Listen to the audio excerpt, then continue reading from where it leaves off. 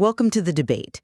So, I want you to picture this. It's 1986, and an audio engineer abruptly quits his job right in the middle of a recording session at a studio in Minneapolis. Just completely walks out. Exactly, leaves them hanging.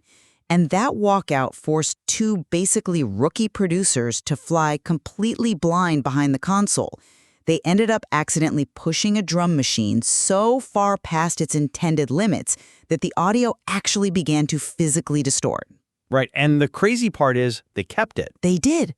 That quote-unquote beautiful mistake didn't ruin the track. It actually forged this really aggressive, almost industrial armor for an album that would permanently alter the DNA of pop music. A total cultural tsunami. Yeah, it really was. Today, we are looking at what I consider the most important Independence Day in pop history. The release of Janet Jackson's 1986 magnum opus, Control. We're looking at a moment of just profound awe for a revolutionary sonic production and deep respect for the intense personal struggle that birthed it. And we are dissecting a record that didn't just top the charts. I mean, it fundamentally shattered the expectations placed upon Black female artists in the 1980s. So the central question we are grappling with today is about the true source of this album's magnitude. Is Control primarily a triumph of sonic architecture and technical innovation, or is it fundamentally a masterpiece of psychological liberation and sociological rebellion?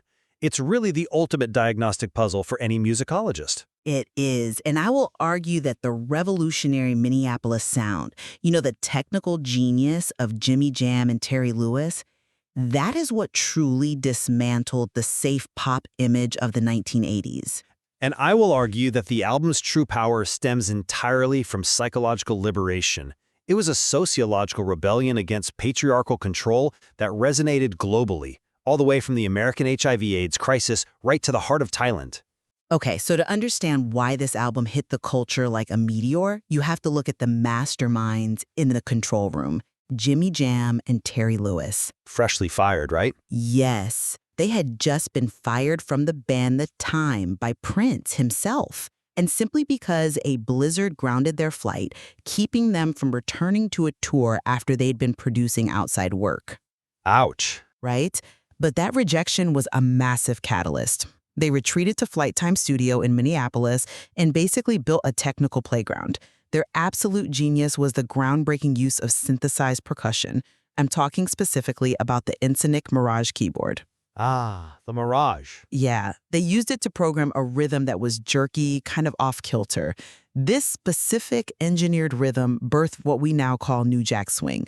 It was this heavy, synthesized framework that permanently destroyed the safe pop image expected of Black female artists at the time. It offered a radical sonic alternative. Okay, look, sure, the drum machines were cool, but you're looking at the scaffolding and completely ignoring the person trapped inside the building. Trapped? Yes, trapped. The album's DNA is pure psychological liberation. You cannot divorce the aggressive sound of 1986 from the paralyzing environment that preceded it. Look at her first two albums. Right, the early 80s stuff. Exactly. In 1982, we have the self-titled Janet Jackson, which peaked at a pretty dismal number 63 on the Billboard 200. Then in 1984, we have Dream Street, an even more severe failure, peaking at 147. Oof. Yeah, not great. Why did they fail? Because those records were tightly controlled by the patriarchal grip of her father, Joe Jackson. She was just a vessel forced into a musical career she admittedly hated at the time. She was operating in an ecosystem focused entirely on commercial exploitation. Well, The real breakthrough wasn't a synthesizer. It was her actually firing her father as her manager. That's the core of the defiant spoken word intro of the title track. This is a story about control, my control. And the boundary-setting lyrics of Nasty, where she establishes, Miss Jackson if you're nasty. These are ultimate declarations of bodily and artistic autonomy that served as a sociological toolkit for an entire generation. I see why you think that, but let me give you a different perspective on how that transition from trauma to triumph actually occurred. Yes, the oppressive ecosystem of the family business was very real. I'm not denying that. It was suffocating. Absolutely. But without the specific heady Minneapolis Sound to give that trauma a spine, it would have been just another diary entry, not a pop culture earthquake. Really? Just a diary entry? Think about it. Artists face real-world trauma all the time without it shifting global culture. It was the methodology at Flight Time Studio that translated her pain into power. Jam & Lewis brought in the Yamaha DX7 and the Roland D50. Right, the digital synths. These were cutting-edge digital synthesizers. And the reason that matters is that instead of generating smooth, continuous analog waves, digital FM synthesis uses algorithms to literally crash frequencies into each other. It's a very harsh sound. Exactly. It creates these incredibly aggressive, biting, metallic melodies that completely replaced warm acoustic instruments. The sound itself was inherently radical. In fact, fun little piece of history, many of these harsh tracks were initially offered to Sharon Bryant, the former lead singer of Atlantic Starr, and she rejected them for being too aggressive. Wow, I actually didn't know that. Yeah, Janet just happened to be the one bold enough to step into that jagged sonic architecture. Okay, I come at it from a different way because, you are treating the sound as if it existed in a vacuum, like it was just sitting there waiting for a vocalist to stumble into the lab. Jam & Lewis didn't operate like standard producers where the artist just walks in and sings over prefabricated tracks. No, they definitely had a unique process. They engaged in profound psychological engineering. When Janet Jackson arrived in Minneapolis, sent there by A&M executive John McClane specifically to get her away from her family's shadow, Jam & Lewis didn't let her record a single note for the first 5 or 6 days. Which is virtually unheard of when a label is paying for incredibly expensive studio time. Exactly. But they needed to deprogram her. They took her to lakes, they took her to local clubs, they took her to the movies. Just hanging out. Just hanging out. And how did that dismantle her walls? By treating her like a normal 19-year-old human being rather than a corporate product. They completely removed the Hollywood pressure cooker because they needed to find out what made her tick. So they were waiting for her to open up. Right. When she finally got restless and asked when they were going to work, they smiled and said they were already working. They were extracting the raw emotional data of her life. She had just gone through an annulment with James DeBarge. She was dealing with massive patriarchal trauma. Jam & Lewis didn't bring the sound to Janet. The raw emotional data she provided dictated the sound. Take the song What Have You Done For Me Lately? They had originally drafted it for someone else, but once they heard her venting about her relationship frustrations, the complacency of men, her own feminist awakening, they literally tore up the original lyrics and rewrote them to fit her specific anger. The sociology birthed the sonics, not the other way around. That is a really interesting point, though I would frame it differently. Even if her emotional state provided the fuel, the mechanical execution of the sound is what made the message immortal. And sometimes that came down to pure, unadulterated engineering. Let's look at the specific execution of the album's most aggressive track, Nasty, and that beautiful mistake I mentioned at the start of the show. Oh, right, the walkout. Yes. During the recording process, the studio engineer quit. Jam & Lewis, who were brilliant musicians but not master console operators at the time, had to run the boards themselves. Right. They were essentially guessing at the technical parameters of the hardware. Precisely. And because of their inexperience, they pushed the Lindrum, specifically the LM2 drum machine, way past its limit. They pushed the audio levels into the red. Technically, this causes audio clipping and distortion. It's like redlining a car engine until you hear the physical strain of the metal. It sounds like it's breaking. Exactly. But instead of pulling the faders down to fix it, they realized that this frantic, overdriven whack on the snare created a visceral feeling of danger. If you're listening to this and trying to picture that snare drum in Nasty, it doesn't sound like a standard drum. It literally sounds like a piece of sheet metal being struck with a lead pipe. It really does. It's so jarring. That raw, frantic distortion became an industrial armor that wrapped around Janet's voice. It wasn't just the lyric. The snare drum itself sounded like it was throwing a punch. Now, that's a compelling argument, but, have you considered the real-world street harassment that actually threw the first punch? Street harassment. Yes, that industrial armor wasn't just a cool studio trick. It was a necessary psychological defense mechanism against the reality of being a woman in the 1980s. The genesis of Nasty didn't happen at a mixing desk. It happened on the street in Minneapolis. Janet and her friends, including Paula Abdul, by the way, were walking to a movie when they were aggressively approached and verbally harassed by a group of men. Oh, man. And we know how often those encounters force women to shrink themselves just to stay safe. Absolutely. But notice what Janet did. She didn't shrink away. She didn't run back to flight time to hide behind Jimmy Jam and Terry Lewis's male protectors. She stood her ground, backed those men down, and fought back. Miss Jackson, if you're nasty, wasn't just a catchy hook written over a distorted drum beat. It was a literal response. It was a fierce, real-time establishment of female bodily autonomy. It was a visceral rejection of the entitlement men felt over women's bodies in public spaces. And the reason that song exploded wasn't just because of the Lindrum clipping. It exploded because women everywhere recognized that exact feeling of having to armor up just to walk down the street. Yeah, I suppose the relatability is huge there. It was so powerful that comedians like Eddie Murphy were doing stand-up routines about how this single song signaled that women were raising their standards and refusing to be treated like objects. The distortion of the hardware is fascinating, yes, but the soul of the track is the undeniable, real-world feminine strength required to look a harasser in the eye and reclaim your personal space. Look, I hear you, but I'm not totally convinced by that line of reasoning because it minimizes the sheer scale of how this music operated globally as a pop product. A street encounter, no matter how empowering, doesn't sit on the Billboard Hot 100 for 65 consecutive weeks on its own. Well, no, but it requires a delivery mechanism. Let's talk about the technical concept of the triplet swing that I brought up earlier. To really understand New Jack Swing, you have to understand what Jam and Lewis did with the Ensoniq Mirage. Instead of a straight, predictable 1-2-1-2 dance beat, a triplet swing forces 3 notes into the space normally occupied by 2. Right, it gives it that bounce. It creates this jerky, stumbling forward momentum that just makes your body want to move. And they paired that complex rhythm with Janet's voice, which they treated less like a traditional lead vocal and more like an instrument itself. They layered her vocals using complex call-and-response harmonies with her own voice to build density. This wasn't just a diary entry about a bad night at the movies. This was a massive crossover architectural marvel that bridged hard R&B and mainstream pop seamlessly.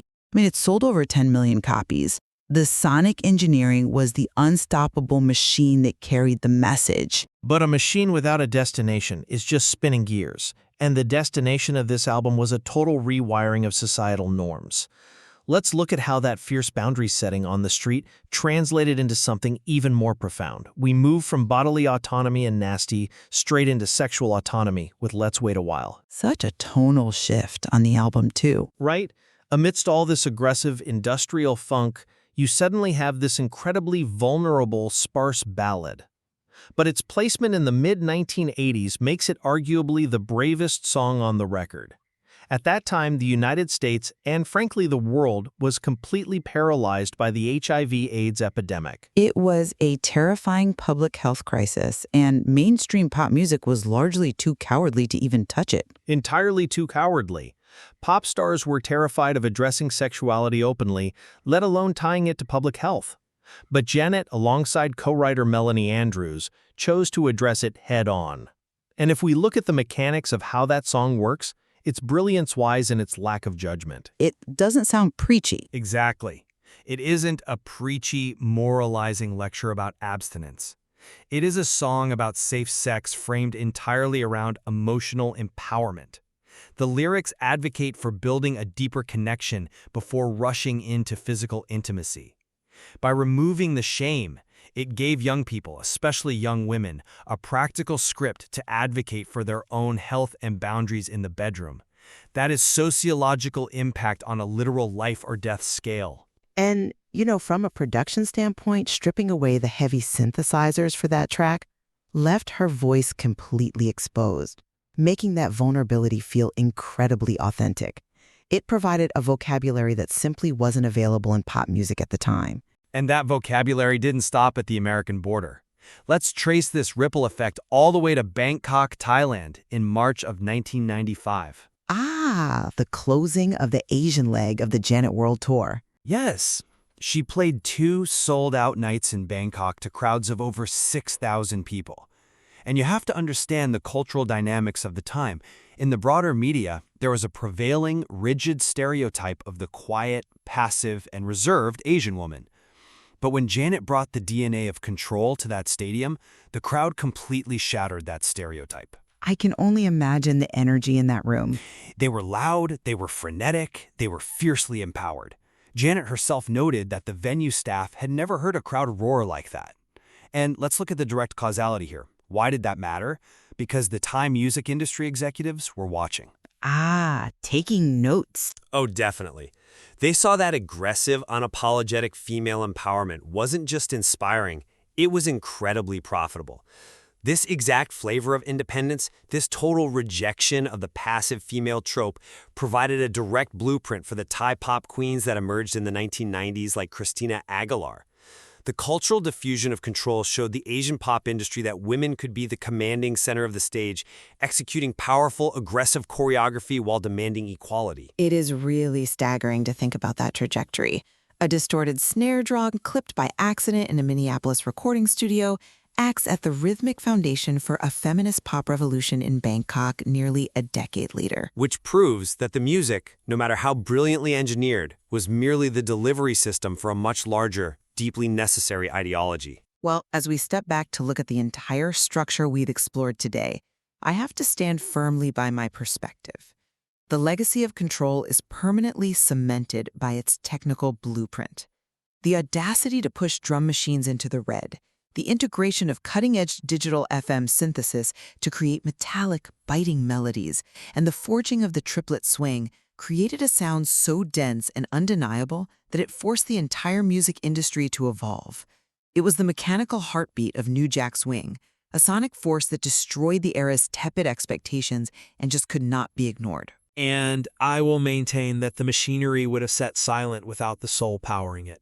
The true legacy of this album is the sociological wave it generated. It was a masterclass in psychological liberation. It is the story of a young woman severing the suffocating ties of her father's control to establish a global manifesto for female autonomy. It taught a generation how to demand respect, whether that meant facing down street harassment in Minneapolis, navigating the AIDS crisis with dignity, or breaking deeply ingrained cultural norms in Asia. But, despite our different lenses, I think we arrive at a point of absolute convergence today. An unbreakable thesis, really. We do. Regardless of whether you analyze the algorithms of the Yamaha DX7 or the feminist subtext of her lyrics, Janet Jackson is unequivocally the architect of independence. Look at the timeline, right? It is mathematically undeniable. We had the paralyzing silence of 1982, where she was merely a voice manipulated by her father's ecosystem. We had the agonizing pain of 1984, where the total commercial failure under that same patriarchal grip pushed her to the breaking point. And without that silence and without that pain, we would never have experienced the triumphant scream of 1986. The trauma was the absolute prerequisite for the triumph. She didn't just get control. She didn't politely ask for it from the record executives or wait for her family to hand it over. She seized it. She took the very elements that were meant to confine her, the massive expectations of being a child star, the heavy burden of her family's surname, the traditional constraints placed on black female artists, and she dismantled them. She is the ultimate historical example of an artist who took her cage, tore it apart, and used the pieces to build a stage. Which proves that analyzing pop masterpieces really requires both of our lenses. You need the technical lens to appreciate how the music actually functions, the physics of why it makes you move, and you need the sociological lens to understand why people desperately needed to hear it in the first place. There is so much more to explore in the nuances of that era. It's fascinating how a single off-kilter drum beat or a single spoken boundary can shift the tectonic plates of culture. Until next time, ask yourself this. When you listen to your favorite song, are you just hearing the rhythm of a machine, or are you hearing the sound of someone breaking free?